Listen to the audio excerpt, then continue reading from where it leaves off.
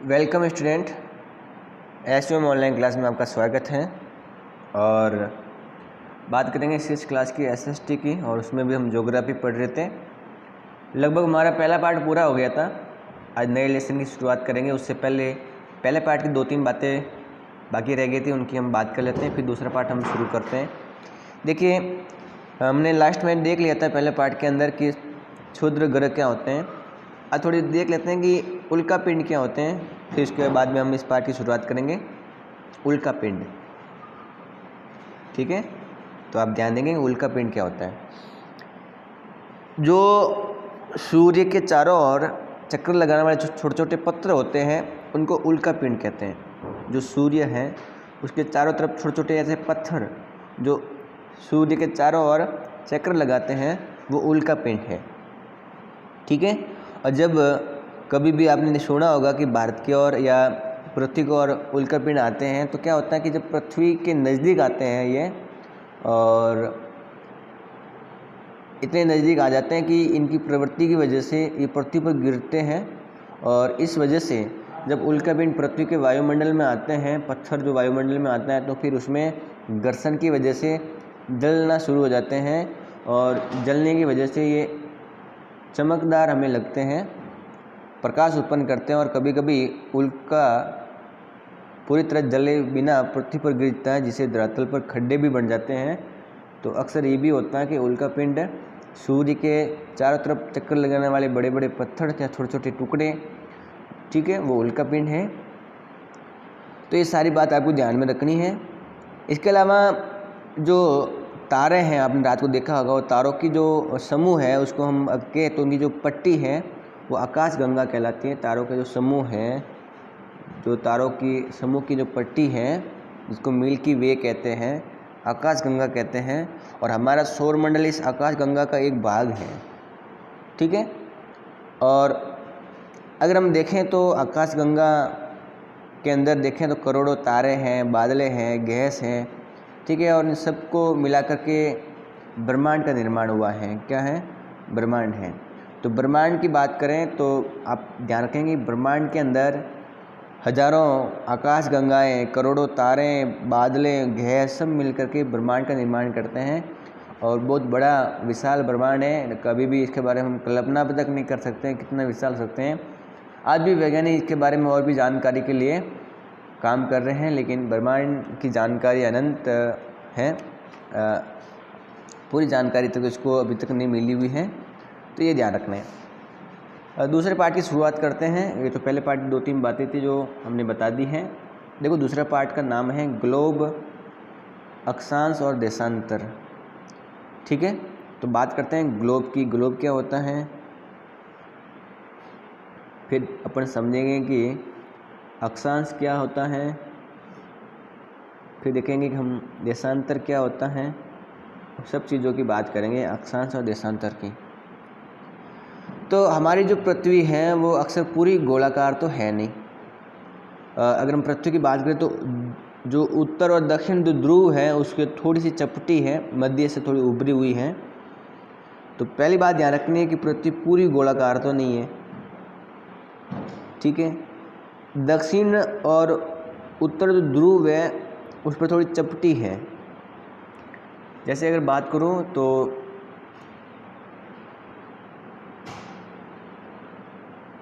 इस प्रकार से, मतलब ये हुआ कि ये जो ऊपर वाला भाग है ये इसको बोलते हैं उत्तरी ध्रुव, ठीक है। और दक्षिण वाला जो ये भाग है, इधर देखो, आपने देखा होगा कि दिशाएं होती है। ऊपर होती है उत्तर दिशा, नीचे कौन सी होती है? दक्षिण दिशा।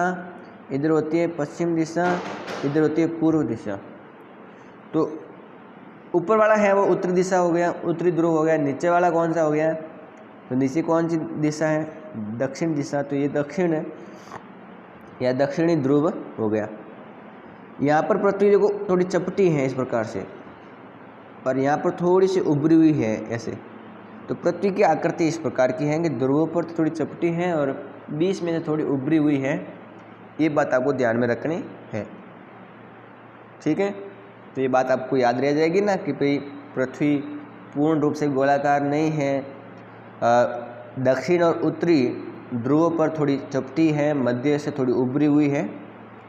ठीक है, तो ये ध्यान रखना है आपको। अगर देखें ग्लोब क्या होता है तो आप ध्यान रखेंगे कि पृथ्वी का एक प्रतिरूप होता है, उसको हम ग्लोब कहते हैं। तो आप आराम से समझ सकते हैं ग्लोब क्या है। पृथ्वी का एक लघु रूप, एक पृथ्वी का लघु रूप जो वास्तविक में एक प्रतिरूप है। तो पृथ्वी का जो छोटा रूप है, जो पृथ्वी के जैसा लगता है, वो आपका ग्लोब है। बात समझ आ गई ना कि ग्लोब क्या होता है कि पृथ्वी के आकार के जैसा ही पृथ्वी का छोटा रूप, लघु यानी छोटा रूप, जिसको हम कह सकते हैं कि वो पृथ्वी जैसा हो, लेकिन वो पृथ्वी का छोटा रूप है, वो आपका ग्लोब है। हम आपको ग्लोब बता देते हैं होता कैसे है। देखिए बच्चों, ये ग्लोब है, ये गोल गोल जो दिखाई दे रही है, ये हमारी पृथ्वी है, पृथ्वी अर्थ जिसको कहते हैं। ये उत्तर और दक्षिण अक्ष है, ये अक्ष है यहाँ पर। तो ये जो पृथ्वी देखो, ये इतनी सी गोल गोल जो बताइए, पृथ्वी ऐसी है। ये पृथ्वी तो है नहीं, ये जो है ना, ये पृथ्वी नहीं है। पृथ्वी तो बहुत बड़ी, लेकिन हमने पृथ्वी जैसी छोटी आकृति में उसके प्रतिरूप के रूप में जो चीज़ बनाई है वो ग्लोब होती है। तो पृथ्वी जैसी जो पृथ्वी का लघु रूप है, जो वास्तविक उसका प्रतिरूप है, वही आपका ग्लोब है। और ग्लोब हमें क्या क्या जानकारी देता है, तो पृथ्वी की आकृति के बारे में, अलग अलग अक्षांश और देशांतर के बारे में बताता है। लेकिन हम देखें ग्लोब की आकृति अलग अलग हो सकती हैं। कुछ ग्लोब बड़े भी हो सकते हैं अक्सर, जो आसानी से एक स्थान से दूसरे स्थान पर नहीं लेकर जा सकते हैं, और कुछ इतने छोटे होते हैं कि पॉकेट में भी, जेब में भी लेकर जा सकते हैं ग्लोब के बारे में। ठीक है, छोटे ग्लोब और जो गुब्बारे जैसे ग्लोब हैं, उनमें हवा भरी जा सकती है और आसानी से एक स्थान से दूसरे स्थान पर लेकर जा सकते हैं। कुछ ऐसे ग्लोब आते हैं जो गुब्बारे की तरह होते हैं, जैसे उसमें हवा भरेंगे वो गोल आकृति में बन जाएंगे और वो आपका ग्लोब के रूप में काम करेगा। तो उन ग्लोबों को जो गुब्बारे के नुमा होते हैं, गुब्बार के, उनको हम एक जेब में आराम से एक स्थान पर दूसरे स्थान पर लेकर जा सकते हैं। ठीक है, अब देखो कि ग्लोब स्थिर नहीं होते हैं। ग्लोब जो होता है वो ऐसा तो होना है कि एकदम हिलता ही नहीं है, हम ग्लोब को घुमा भी सकते हैं। ठीक है, अगर हम ग्लोब को घुमाना चाहें तो ग्लोब को आराम से घुमा सकते हैं। जैसे एक कुम्हार होता है, वो मटकी बनाने के लिए अपने गोल गोल पहिए को नीचे घुमाता है ना, वैसे हम ग्लोब को घुमा भी सकते हैं। और हम आराम से ग्लोब पर अलग अलग देश को देख सकते हैं कि देश कहाँ पर हैं ग्लोब पर। जैसे हम ग्लोब पर अपना भारत ढूंढेंगे तो भारत कहाँ है। ग्लोब पर हम महाद्वीप के बारे में ढूंढ सकेंगे, महाद्वीप कहाँ है, महासागर कहाँ है। ठीक है, जैसे बात करें कि जो ये ग्लोब है, इस पर तो ये महाद्वीप दिखाई दे रहा है, ये महासागर वगैरह, इसको घुमाएंगे अपन तो अपन को पता लगेगा किस प्रकार पृथ्वी घूमती है। इसके अलावा हम ये भी समझ सकेंगे किस प्रकार से कहाँ कहाँ पर कौन कौन से इलाके हैं, महाद्वीप हैं, देश है। सारी जानकारी हमें ये पता लग जाएगी कि ग्लोब के अंदर हमें क्या क्या पता लगना चाहिए, वो सब पता लग जाएगा। इसके अलावा बात करें तो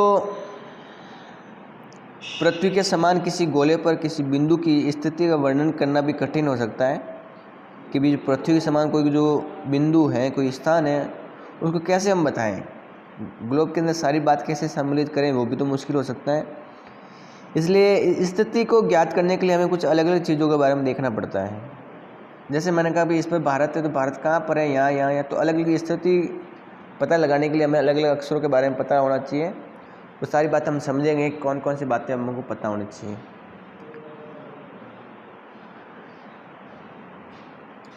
ठीक है, अब बात करते हैं कि जो पृथ्वी है, जो ग्लोब है, उस ग्लोब में हमने देखा कि थोड़ी सी चीज़ झुकी हुई होती है।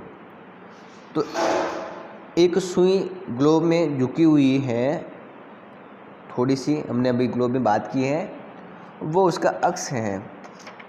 जैसे ये ग्लोब है, इसमें देखो ये चीज़ थोड़ी झुकी हुई है, ऐसे इस प्रकार से, बिल्कुल एकदम सीधी नहीं है, ऐसे तो है नहीं, इस प्रकार से है, थोड़ी जो झुकी हुई है वो उसका अक्ष है। क्या है? अक्ष।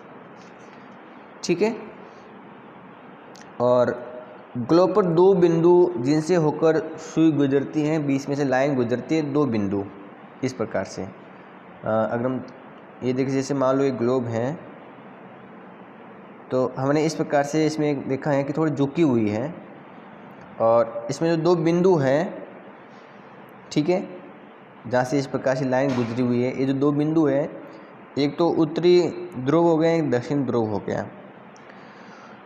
अगर हम देखें तो सुई के इस जो ग्लोब है उसके सुई के चारे अगर हम उसको घुमाएं तो पश्चिम से पूर्व की तरफ, कौन कौन सी दिशा में बताया मैंने, पश्चिम से पूर्व, तो आपको सभी को पता होना चाहिए पश्चिम दिशा कौन सी है।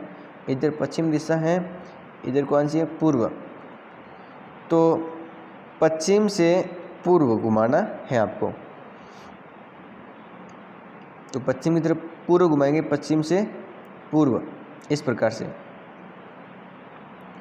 ठीक है। तो पश्चिम से जब पूर्व घुमाएंगे तो हम कह सकते हैं कि पृथ्वी भी इस प्रकार से घूमती है। पृथ्वी का जो घूमती है, आपको पता है पृथ्वी भी अपने अक्ष पर घूमती है, तो वो इस प्रकार से घूमती है पश्चिम से पूर्व की ओर, ठीक है। तो ये ध्यान रखना है आपको। अब बात करते हैं कि जो पृथ्वी है उस पर अलग अलग प्रकार की रेखाएं खींची है। जैसे हमारी पृथ्वी है, इस पर हमने देखा कि अलग अलग काल्पनिक रेखाएं खींची हुई है। मतलब काल्पनिक का मतलब ये वहाँ की बस रेखाएं है नहीं पृथ्वी पर, लेकिन खींच ली है, तो अलग अलग लाइनें खींची हुई है, ठीक है। अलग अलग लाइनें खींची हैं जो दो बराबर भागों में विभाजित करती हैं, उसे हम कहते हैं विषुवत रेखा। तो पृथ्वी के अंदर, पृथ्वी के ऊपर अगर हम बात करें ग्लोब की, तो ग्लोब के ऊपर एक बीच में एक प्रकार से लाइन खींची है, मन से, काल्पनिक है। और इस प्रकार की जो काल्पनिक रेखा है इसको कहते हैं विषुवत रेखा, ठीक है। और ये जो विषुवत रेखा है ये क्या करते हैं कि पृथ्वी को दो भागों में विभाजित करती है। पृथ्वी को दो भागों में विभाजित करने के लिए कौन सी रेखा खींची है, विषुवत रेखा। इसको भूमध्य रेखा भी कहते हैं, ये ध्यान रखना है आपको। अब देखो ये जो लाइन खींची है इससे क्या हुआ कि ऊपर वाला भाग अलग हो गया, नीचे वाला भाग अलग हो गया। तो विषुवत रेखा की वजह से दो गोलार्ध बन गए, दो भाग बन गए। देखो एक तो ये गोलार्ध, गोलार्ध का मतलब हुआ कि गोले का आधा भाग, और एक ये भाग।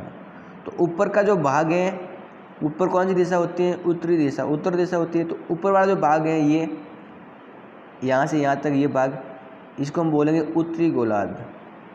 क्या बोलेंगे हम इसको, उत्तरी गोलार्ध। और इस लाइन के नीचे जो भाग है, यहाँ से ये पूरा भाग, जो पूरा एक ग्लोब है उसके बीच में लाइन खींची तो दो भाग हो गए। कितने भाग हो गए, एक और दो। एक का नाम क्या है, उत्तरी गोलार्ध। इस लाइन के ऊपर वाला उत्तरी गोलार्ध। इस लाइन के नीचे वाला जो भाग है उसको हम बोलेंगे दक्षिण गोलार्ध। गोले का आधा भाग होता है उसको गोलार्ध कहते हैं। देखो गोला या गोल प्लस अर्ध बराबर गोलार्ध, तो गोल का आधा भाग होता है उसके गोलार्ध कहते हैं। तो आपको पूछे कि भाई उत्तरी गोलार्ध क्या होता है, तो अब विषुवत रेखा के ऊपर वाला जो भाग है वो उत्तरी गोलार्ध है। इस विषुवत रेखा, ये लाइन खींची है ना हमने, ये पृथ्वी पर जो लाइन हमने खींची है ग्लोब पर, ये असली में है नहीं, ये काल्पनिक है, ताकि हमको किसी स्थान के बारे में स्थिति का पता लग सके इस लाइन के माध्यम से, इसलिए हमने ये लाइन खींची है। तो नीचे वाला जो भाग है वो दक्षिण गोलार्ध है। ये दोनों आधे आधे बराबर भागों में विभाजित हैं और एक काल्पनिक रेखा है। अगर बात करें कि इसी लाइनों के समानांतर अगर हम कुछ और भी लाइनें खींचें अलग अलग रूप में, तो वो सारे जो समांतर रेखाएं हैं इस विषुवत रेखा के, उनको हम अक्षांश कहेंगे। क्या कहेंगे, उनको अक्षांश कहेंगे। तो इसके समानांतर, देखो समानांतर रेखाएं क्या होती है, आपको समझना है कि समानांतर रेखाएं क्या होती हैं। तो समानांतर रेखा क्या होती है कि समान प्लस अंतर बराबर समानांतर बनता है। समान यानी बराबर, अंतर यानी बीच में अंतर कितना है। ऐसी लाइनें जिनके बीच में बराबर अंतर है, ऐसी लाइनें जिनके बीच में बराबर अंतर है। जैसे मैंने एक लाइन ये खींची, एक लाइन ये खींची, अगर यहाँ से यहाँ तक बराबर अगर 2 मीटर है, और यहाँ पर भी यहाँ से यहाँ तक अगर 2 मीटर है, ठीक है, और अगर यहाँ से यहाँ तक देखें हमेशा आगे तक, तो यहाँ पर भी 2 मीटर है, मतलब अगर बीच में 2 बराबर जगह है, समान अंतर है, बराबर बीच में जगह है, तो ये जो लाइनें हैं उन दोनों को हम बोलेंगे ये समांतर लाइनें हैं। कौन सी लाइनें हैं? समांतर लाइनें हैं। तो मैंने आपको बताया कि समांतर लाइनें क्या होती हैं कि दो लाइनों के बीच में जो अगर बराबर जगह है, बराबर अंतर है, समान अंतर, ठीक है, तो समांतर है। ये आपस में कभी मिलती नहीं है, ऐसी ऐसी जाती रहती है। रेल की पटरी होती है वो आपस में ना मिलती है, वो समांतर रेखाओं में है। तो क्या हुआ कि ये जो विषुवत रेखा है इसके हमने समानांतर, मतलब इसके के टच नहीं, इसके बराबर में हमने अलग अलग लाइनें खींची हैं। तो इस प्रकार से लाइनें खींची है, मान लो इस प्रकार से समानांतर, ठीक है। ये जो मैंने लाइनें खींची हैं इन सभी लाइनों को हम बोलते हैं अक्षांश। क्या बोलेंगे हम इसको? अक्षांश, ठीक है। तो अक्षांश लाइनें किस प्रकार से खींची जाती हैं, तो ये ध्यान रखना है कि जैसे मान लो ये हमारी पृथ्वी है, और अगर हम पूछे अक्षांश रेखा, तो एक लाइन हमने ऐसे खींच ली, ये कौन सी बीच में कौन सी रेखा हो गई? विषुवत रेखा। फिर एक लाइन अपने ऐसे खींच ली, एक लाइन फिर ऐसे खींच ली। ऐसी जो लाइनें खींची होती है बहुत सारी, वो आपकी है अक्षांश रेखा। ये अक्षांश रेखाएं हैं, ठीक है। ये अक्षांश हैं जो हमें जो डिग्री है, अंश है, उनको मापने का काम आती है। डिग्री अलग अलग प्रकार की डिग्रियाँ होगी, हम बात समझेंगे आगे क्या होती है डिग्री, तो ये बात आपको ध्यान रखनी है।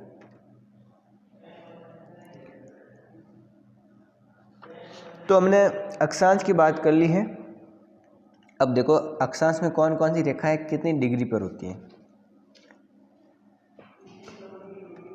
जैसे देखो एक लाइन मैंने ऐसे खींची है, ठीक है, तो देखिए तो ये कितने डिग्री पर है, तो इस पर कोई डिग्री नहीं है, तो ये 0 डिग्री पर है, ठीक है।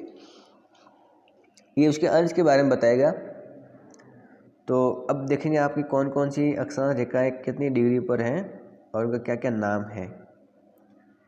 तो ये हमारी पृथ्वी हो गई। तो मैंने बीच में जो लाइन खींची थी उसका क्या नाम बताया था मैंने, आपको याद होना चाहिए इसका नाम। एक तो मैंने भूमध्य रेखा बताया था। भूमध्य नाम क्यों रखा है इसका? क्योंकि भूमध्य मतलब जमीन को भूमि के बीच में से जाती है, पृथ्वी की जो जमीन है उसके बीच में से गुजरती है, इसलिए भूमध्य रेखा है। इसको मैंने विषुवत रेखा भी कहा था, ठीक है। इसके अलावा ये जो लाइन है अगर इसकी डिग्री की बात करें तो ये 0 डिग्री अक्षांश पर है। कितने देखो ये लाइन कौन सी है? अक्षांश लाइन है पहली बात तो, लेकिन यदि बात करें तो ये 0 डिग्री पर है। कैसे है? 0 डिग्री पर है, ये कोई कोण नहीं बनाती है, यहाँ पर 0 डिग्री है, ठीक है। तो 0 डिग्री अक्षांश रेखा भी कहते हैं इसको, इस विषुवत या भूमध्य रेखा को 0 डिग्री अक्षांश रेखा भी कहते हैं। उसके बाद में और भी अलग अलग लाइनें होती हैं। अगर हमने महत्वपूर्ण लाइनों की बात करें तो एक लाइन ऐसे होती है जो 23.5 डिग्री पर होती है। 23.5 डिग्री पर, कितनी डिग्री पर होती है? 23.5 डिग्री पर। ऊपर जो ये बिंदु होता है इसको हम डिग्री कहते हैं। जैसे हमने लिखा 2 और ऐसे अगर ऊपर लिखा और हम डिग्री बोलेंगे, ये जो गोल गोल है ना इसको डिग्री कहते हैं। ये डिग्री क्या है? ये एक माप की इकाई है, मापन की क्या है? इकाई है, ठीक है।